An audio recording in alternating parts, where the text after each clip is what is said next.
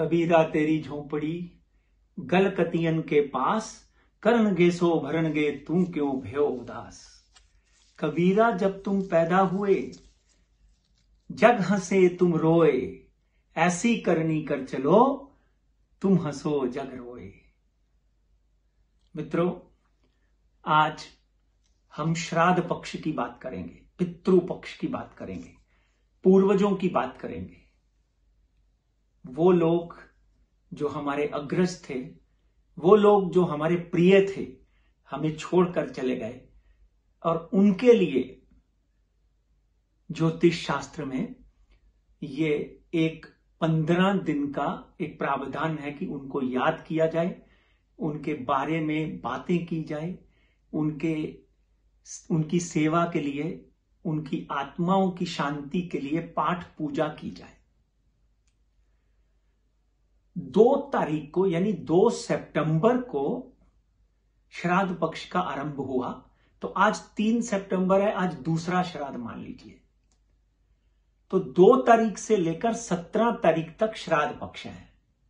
श्राद्ध मीन्स श्रद्धा से मनाया हुआ कोई भी त्योहार, पर्टिकुलरली श्रद्धा से मनाई हुई और श्रद्धा से की हुई सेवा जो आपके पितरों को लगे। पितृ कौन? मान लो आपके दादाजी की मृत्यु हो गई है, आपके पिताजी की मृत्यु हो गई है, या आपके किसी बड़े भाई की या कोई भी प्रिय मित्र की मृत्यु हो गई है, उसको याद कर जिस तिथि में, यानी जिस तिथि में उसकी मृत्यु हुई है, उस तिथि में ब्राह्मणों को यथा योग्य भोजन, दान, तर्पण और विशेषतर दक्षिणा का प्रावधान है। कहते हैं कि पूर्वज जो हैं, जब व्यक्ति की मृत्यु होती है तो आपका हाथ पकड़कर, यानी जिस व्यक्ति की मृत्यु होती है, अगर पूर्वजों की सेवा की हुई है, पूर्वजों का ध्यान रखा हुआ है और उनके मरने के बाद भी उनको याद किया गया है, तो वैतरणी नदी पार करवाने में सबसे बड़ा सहायक जो होता है वो आपका पूर्वज होता है।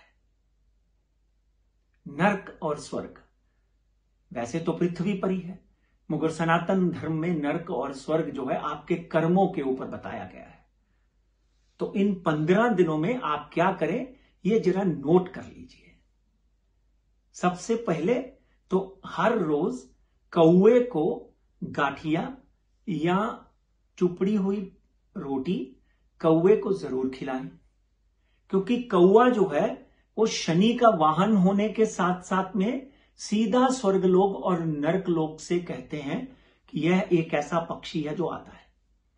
उसके बाद हर रोज गाय को रोटी, पेड़ा यानी आटे का पेड़ा, या गाय को हरा चारा जरूर खिलाइए।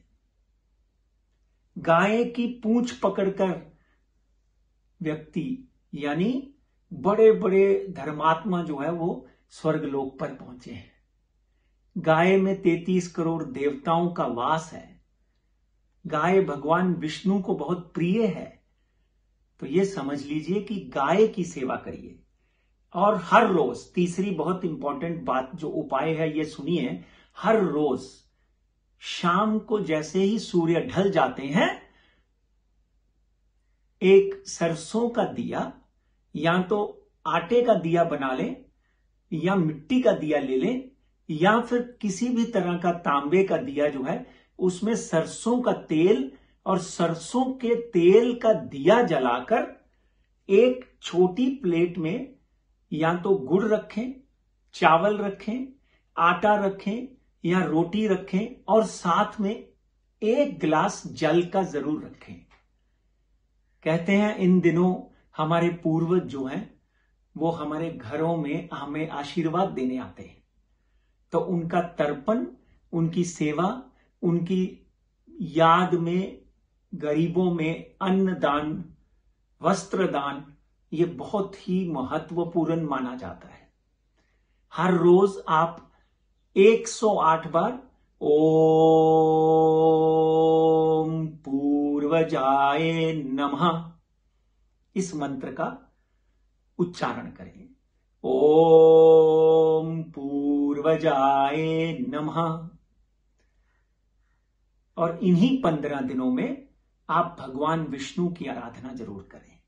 हर रोज नहाकर भगवान विष्णु की आरती करें और जल, धूप, दिया, फूल समर्पित करें। पुष्पम समर्पयामि, दीपम समर्पयामि, धूपम समर्पयामि। भगवान विष्णु को याद करने से आपके पूर्वजों का पूरा पूरा ख्याल रखा जाता है। तो श्राद्ध पक्ष में अगर आपको याद नहीं है कि आपके परिवार में जो बुजुर्गों की मृत्यु हुई है वो कब हुई है, तो आप सर्वपितृ श्राद्ध जो है 16 और 17 सितंबर को एक ही बार कर सकते हैं। कम से कम 5 और ज्यादा से ज्यादा 11 ब्राह्मणों को घर पे बुलाकर उनको यथा योग्य भोजन, वस्त्र और दक्षिणा देकर अपने पूर्वजों के नाम पे उनको मंत्र पढ़ने के लिए बोलिए। आपके पूर्वजों को सीधा भोजन लगेगा और आपके जीवन में उनका आशीर्वाद कंटिन्यूसली बनेगा। और उसके बाद 17 सितंबर से लेकर 17 अक्टूबर तक जो एक मास, अधिक मास है, अधिक मास मतलब मल मास कहते हैं इसको। श्राद्धों में तो कोई भी अच्छा काम करना वर्जित है, जैसे मुंडन, विवाह, गृह प्रवेश, कोई भी कार्य जो है श्राद्धों में नहीं होता है। मगर अगर आपकी कुंडली में पितृ दोष है तो उस पितृ दोष की पूजा की जा सकती है। किसी अच्छे विद्वान ब्राह्मण को बुलाकर अपनी कुंडली में पितृ दोष की पूजा की जा सकती है और राहु और केतु की पूजा की जा सकती है।